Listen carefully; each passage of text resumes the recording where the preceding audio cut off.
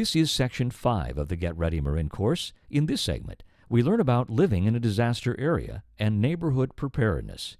Tiburon Firefighter Dean Bonfigli is our presenter. Living in a disaster area. There's a rotation on how to use your emergency food. If you have the ability to be at home, you want to make sure you use the stuff in the refrigerator first, then you use the stuff in the freezer, and then you use your emergency supplies. Okay? You don't want to go right to the candy bars and the emergency supplies. You want to go to the refrigerator first, because that's the food that'll go bad first. So you want to use the food that will spoil first.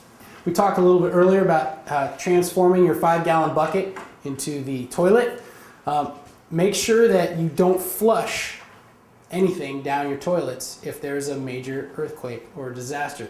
Sewer lines could not be intact, causing greater problems and back up into water lines. So we want to make sure that you don't flush. Keep in mind pets. We talked about having some pet food in your emergency supplies a little bit earlier. Understand that your pets are going to be extremely freaked out, just like you might be. So putting them in a place that helps them to calm down. I laugh at this because they say, hey, put them in your car. Well, what do you do with your pets normally when you're sticking them in your car? Yeah, maybe taking them for a walk, but at the same time, maybe taking them to the vet to get shots.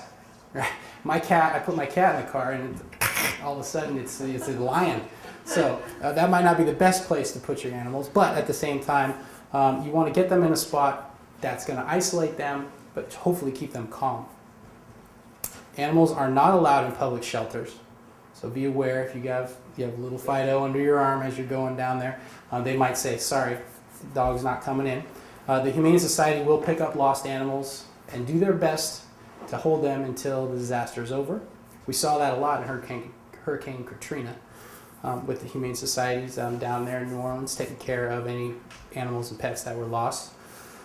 And recovery, document all the damage that happens to your house, things that might get destroyed or damaged. Get photos of the damage, signed statements from your neighbors. Yep, that was really broken. You didn't wait until the disaster was over and then break that thing, because no one wants to get involved with insurance companies. Keep records of all repairs or demolitions for your insurance purposes. It's always a tragic thing. In these terrible times, we see the best in people, but we also see the worst in people. Something really tragic happens, and then you see somebody trying to take advantage of the masses. And it's a terrible thing, but it does happen, so we need to be prepared. So should something happen to your home and all of a sudden someone comes knocking on your door, hey, I can fix this, that, and the other, make sure they're a licensed professional. Make sure they have credentials. Don't just jump at the chance and give somebody money because they might be trying to take advantage of you.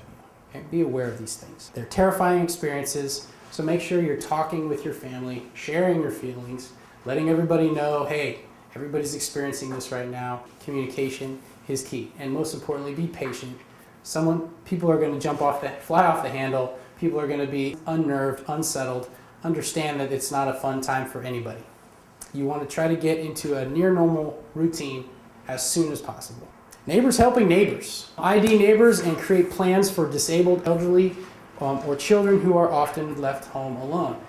That's a real difficult thing, but if you look around your neighborhood and you take an inventory of who's living around you, there might be some people that have some really serious needs that live around you, and it's important to understand and know who they are and what those needs might be, because you might be able to help.